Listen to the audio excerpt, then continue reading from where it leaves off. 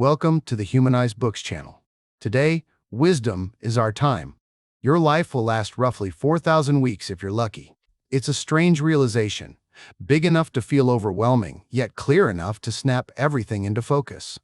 Today, mini book is based on Oliver Burkeman's 4,000 Weeks. That isn't a typical time management book. Instead of promising mastery, perfect systems, or endless productivity, it invites you to confront the truth that time is finite, life is limited, and trying to control everything only makes you miserable. This mini-book explores Burkeman's central message, meaning comes not from doing more, but from choosing wisely. You don't need a flawless routine or an optimized schedule. What you need is awareness. Awareness of your limits, your values, and the parts of life worth committing to. When you stop fighting the constraints of being human, time becomes less of an enemy and more of a guide. These chapters will help you use your 4,000 weeks with intention, courage, and presence. Chapter 1. Embracing the limits of being human. The problem. Most people move through life believing they can eventually get on top of everything. The dream is seductive. Someday, after enough productivity hacks and perfectly planned weeks, the inbox will be empty, the to-do list manageable, and the calendar calm. But Oliver Burkeman points to an uncomfortable truth hiding under this dream. It is impossible. Human life is limited to roughly 4,000 weeks, and that limit makes the fantasy of total control deeply unrealistic.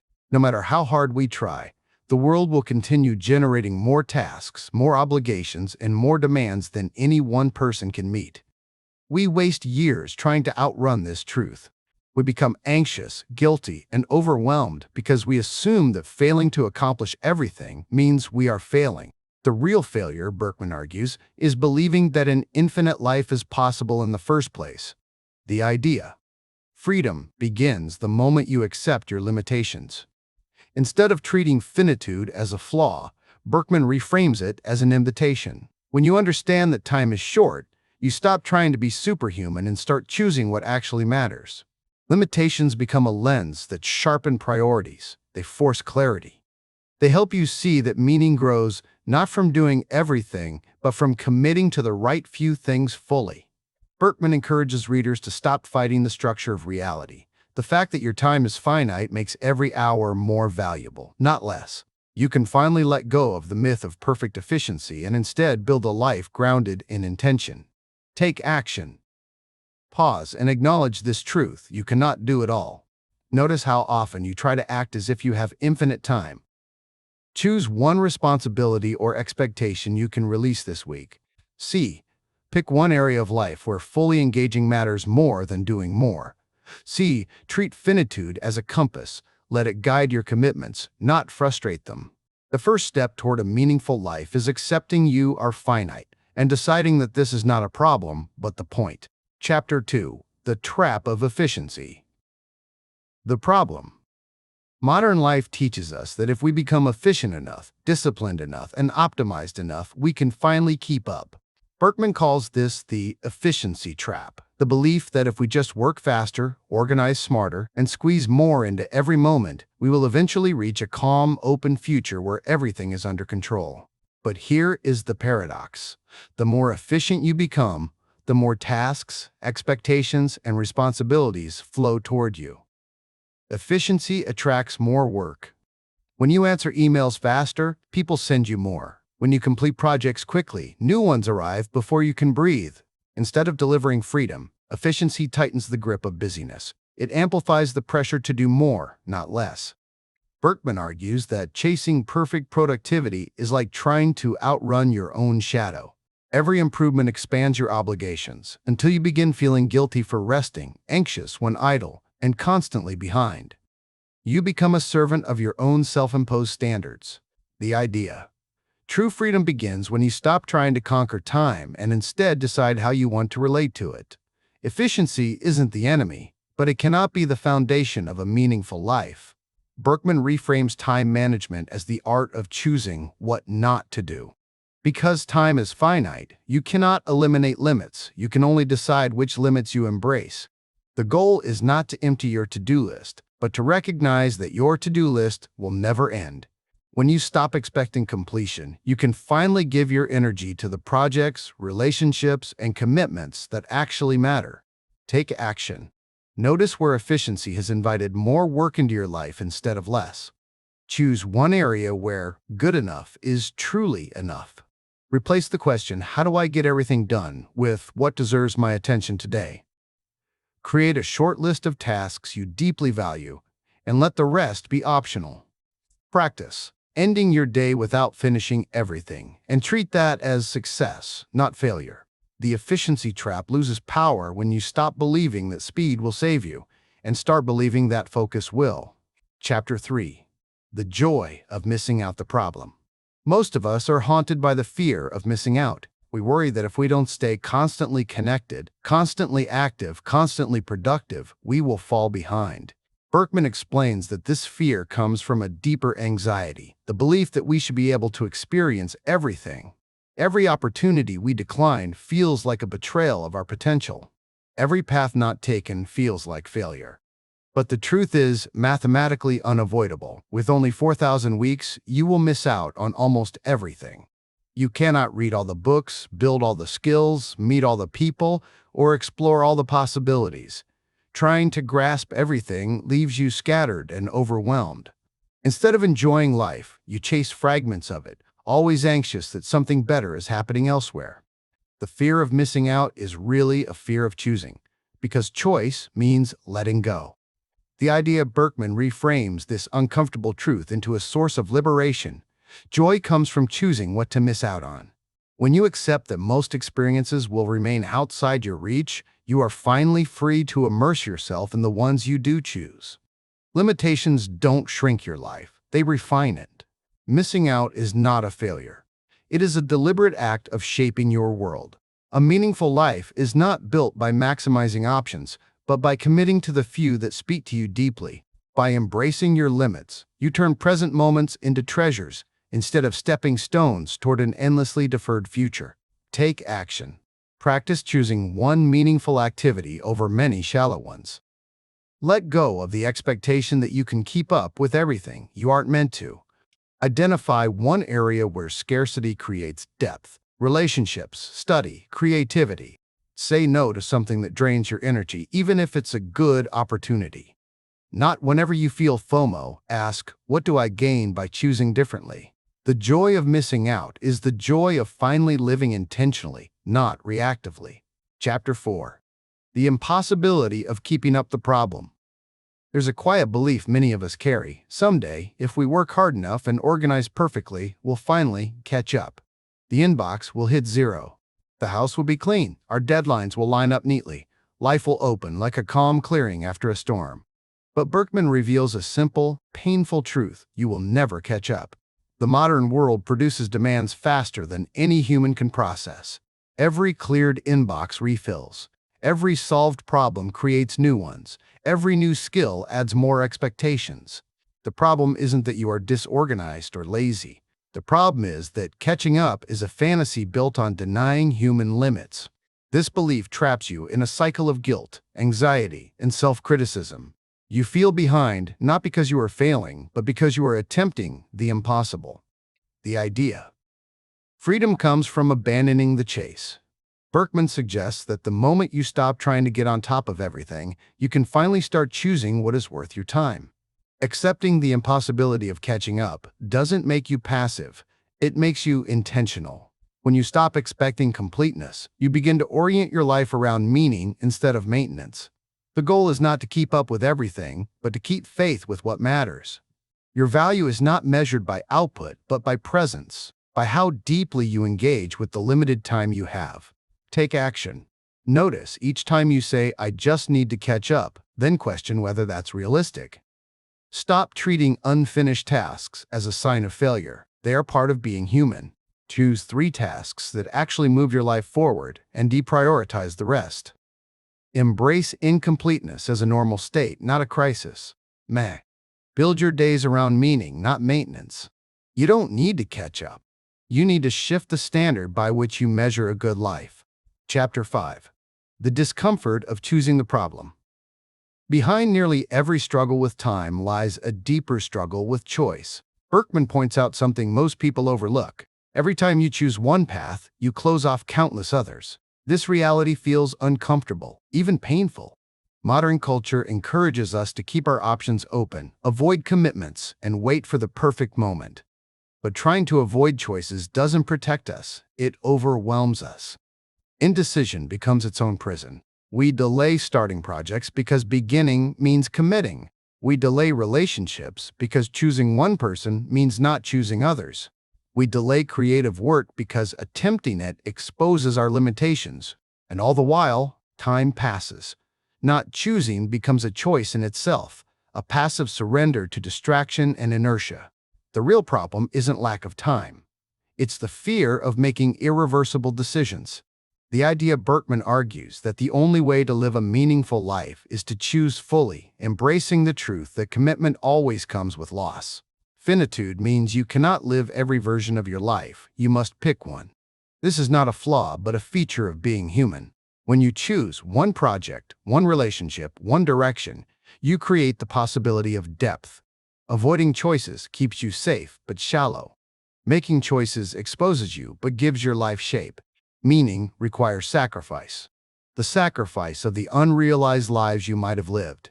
When you accept this, commitment becomes an act of courage rather than a burden. Take action. Make one meaningful choice you've been delaying, even a small one. Notice when you avoid decisions out of fear of closing doors. Remind yourself that not choosing is still a choice, usually the least satisfying one. Pick one goal to focus on this week and intentionally let the alternatives go. Celebrate commitment as progress, not limitation. Choosing with intention is how you build a life instead of drifting through one.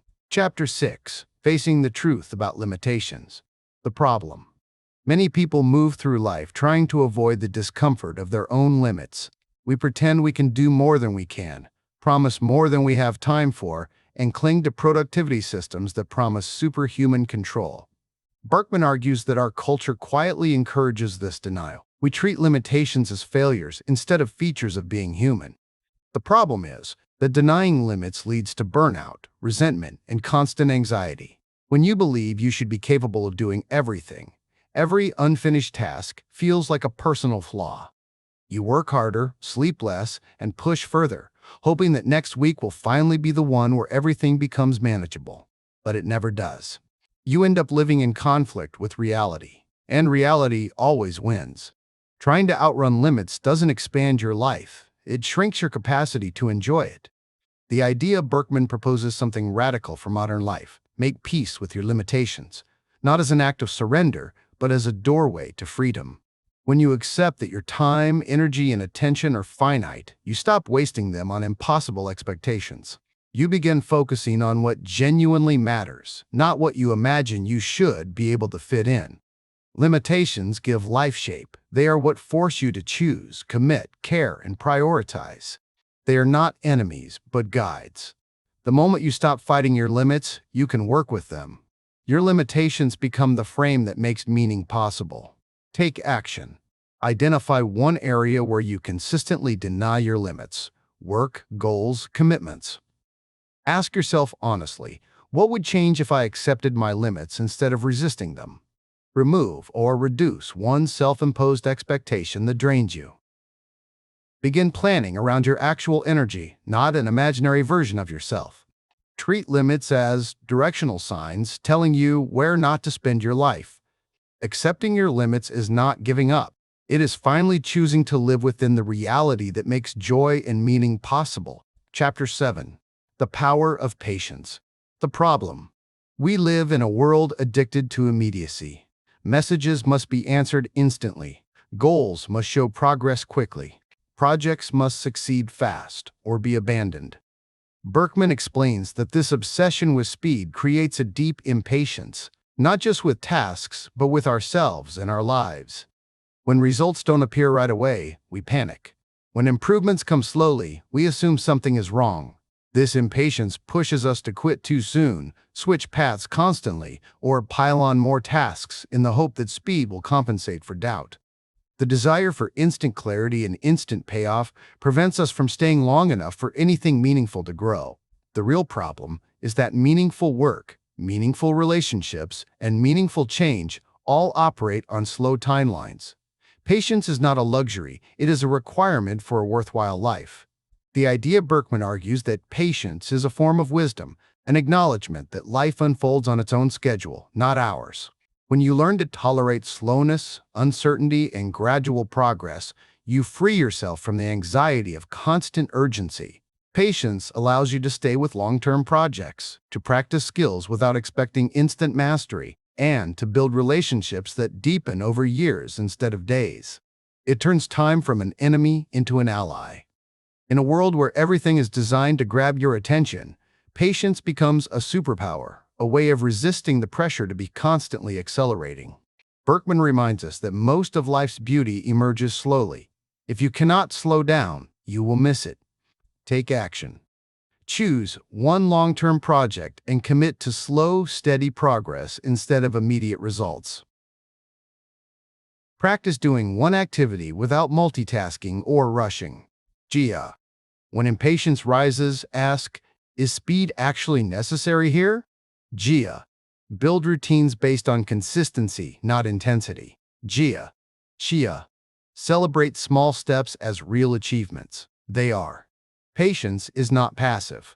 It is the decision to stay present long enough for your life to take shape. Chapter 8. The Gift of Being Fully Present. The problem: most people spend their days physically in the present but mentally everywhere else. Burkeman argues that much of our stress comes not from the tasks before us, but from the dozens of imagined futures pulling at our attention. We work while thinking about the next obligation. We relax while feeling guilty about unfinished tasks. We spend time with loved ones while scrolling or planning. Life becomes a blur of half engagement, never fully here, never fully satisfied. Instead of experiencing the moment, we try to use it as a stepping stone to get somewhere else. This creates a constant low-level anxiety, a feeling that we are living life on delay, always waiting for the real experience to begin. The deeper issue is that being present forces us to face our finite lives directly, and most people instinctively avoid that clarity. The idea Burkeman encourages a shift. Presence is not a luxury, it is the core of a meaningful life. When you bring your attention fully into the moment, the pressure to optimize disappears. You stop treating life as preparation and start treating it as something you're actually living. Presence is not about perfection or constant mindfulness. It's about choosing to inhabit your experience instead of mentally escaping it. Fully engaging with the current moment allows you to appreciate simple pleasures, reduce unnecessary anxiety, and see opportunities that rushing would hide. Burkeman also notes that presence creates depth. The more time you spend truly focused on something or someone, the more valuable it becomes. Take action. Choose one daily activity: eating, walking, showering, and practice doing it with your full attention. When you catch your mind drifting, gently return to the present without judgment. Put your phone in another room for one activity each day. In conversations, practice listening without planning your response. Regularly remind yourself, this moment is my life, not a rehearsal. Presence turns ordinary moments into meaningful ones, and it may be the most powerful use of your 4,000 weeks. Chapter 9. The Problem with Chasing the Perfect Moment.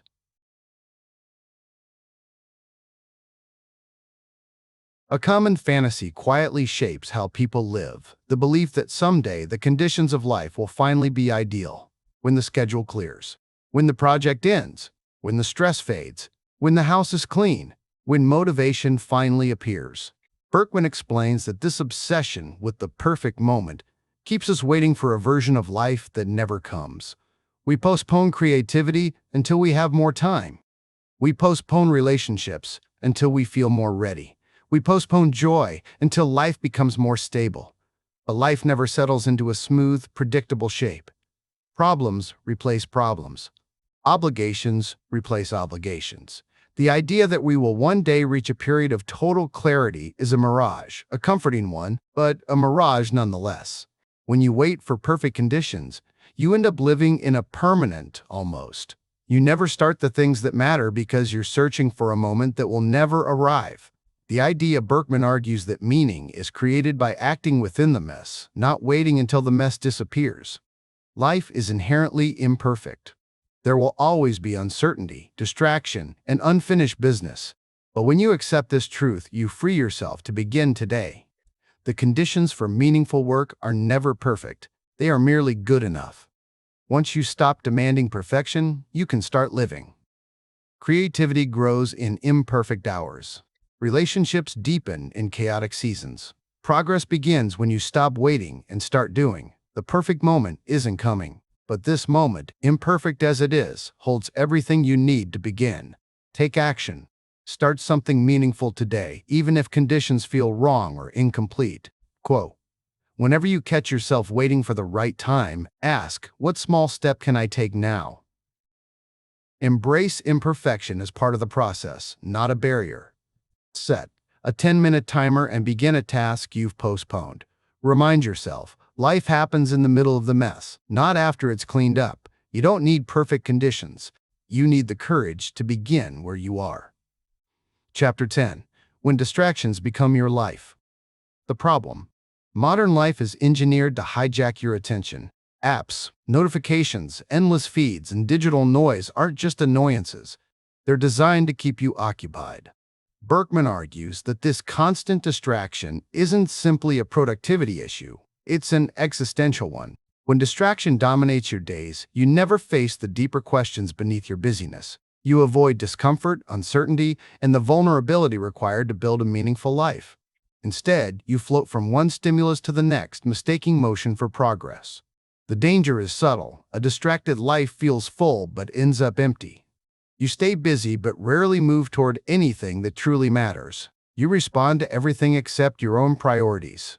Burkeman warns that distraction becomes a way of running from yourself, from your fears, your longings, your potential, and your limits. The solution isn't to achieve perfect focus. Instead, Burkeman encourages acknowledging distraction for what it is, a way of avoiding life's real emotional weight. When you realize this, distractions lose their power. Choosing to focus becomes an act of courage. It means facing the task, the goal, the relationship, or the dream that actually matters, and accepting the vulnerability that comes with caring deeply about something. Attention is not just a mental skill, it is a commitment. What you pay attention to becomes your life. When you choose what to focus on, you choose who you become. Take action. Identify your top distraction and what emotion it helps you avoid. Turn off notifications during one meaningful activity each day. Set a simple rule. If it matters, it gets my full attention. Replace one distracting habit with a purposeful ritual: reading, journaling, walking. Ask yourself daily, what did I give my life to today through my attention? Distraction is the enemy of depth. Taking back your attention is taking back your life. Chapter 11. Embracing the reality of struggle. The problem. Most of us live with an unspoken hope that one day life will become easier. We imagine reaching a point when we're no longer overwhelmed, no longer uncertain, no longer struggling. Burkeman explains that this fantasy, the dream of a struggle-free life, is one of the biggest sources of dissatisfaction. When challenges appear, we treat them as violations of how life should be. We feel unlucky, singled out, or behind. We assume we must be doing something wrong because others seem to navigate life effortlessly. But the truth is simple and ancient. Struggle is part of being human. Everyone carries invisible difficulties. Everyone faces complexity, confusion, and emotional turbulence. Trying to eliminate struggle doesn't free you. It chains you to an impossible ideal, leaving you frustrated and ashamed anytime reality fails to match the fantasy. The idea Burkeman suggests a more grounded approach. Accept struggle as a natural part of life, not a sign of failure. When you stop resisting it, struggle becomes lighter. Instead of asking, "How do I get rid of this?" you begin asking, "How can I move forward with this?" That shift alone can transform your relationship with difficulty. Challenges can shape you, deepen you, and open you. They clarify priorities. They toughen your patience. They strengthen your connection with others. They remind you that life isn't a competition for perfection, but an invitation to grow. When you embrace struggle, you stop waiting for life to get easier and start living with the strength you already have. Take action. Identify one recurring struggle and reframe it as part of your path, not a barrier. Stop comparing your struggles to others. Comparison distorts reality. Practice meeting challenges with curiosity instead of frustration. Instead of asking, "Why me?" try asking, "What now?" Celebrate small victories inside difficult seasons. Struggle does not steal your time. It shapes who you become during your 4,000 weeks. Chapter 12, Making Peace with the Finite Self. The problem: many people secretly believe they are supposed to become a perfected version of themselves. More disciplined, more confident, more efficient, more everything. Burkeman explains that this quest for a better self often hides a deeper discomfort, the refusal to accept who we actually are: finite, flawed, and human. We imagine a future self who has unlimited time, boundless motivation, and perfect emotional clarity. But this imagined self never arrives. Meanwhile, we judge our present selves harshly for not living up to an illusion. This creates shame and procrastination. If we can't perfectly meet our expectations, we avoid trying at all. The problem isn't that we fall short. The problem is that we think we shouldn't. The idea Burkeman suggests a liberating shift. Make peace with the self you actually have to work with. The finite, emotional, distractible, beautifully imperfect self who lives now. This acceptance doesn't lead to stagnation. It leads to realistic growth. When you stop expecting perfection, you begin experimenting, practicing, improving. Accepting yourself as finite means acknowledging that your energy, focus, and discipline fluctuate. It means understanding that some days will be powerful and others will be clumsy. When you embrace this reality, life becomes more compassionate and more productive at the same time. Burkeman's message is simple. You don't need to become limitless to build a meaningful life. You only need to work honestly with the limits you have. Take action. Identify one unrealistic expectation you place on your future self and reduce it. Stop waiting to feel ready. Start with the self you have today. Practice self-compassion when your plans don't match your imagination. Build habits that accommodate your real energy levels, not an idealized version. Treat imperfections as part of the process, not obstacles to it. When you accept your finite self, you finally gain the ability to grow in a grounded, sustainable way. Chapter 13. The Courage to Let Things Go. One of the greatest sources of overwhelm is the belief that we must hold on to everything, every project, every relationship, every ambition, every unfinished dream. Burkeman argues that this instinct comes from a refusal to face our limited time. Letting go feels like admitting defeat. It feels like acknowledging that we cannot live every possible life available to us. So, we cling. We cling to commitments that drain us, hobbies we no longer enjoy, friendships that have faded, and goals that no longer fit who we are. The result is a life cluttered with emotional and mental obligations that leave little room for what truly matters. The deeper problem is not the number of things we try to maintain. It's the fear that releasing anything means losing part of ourselves.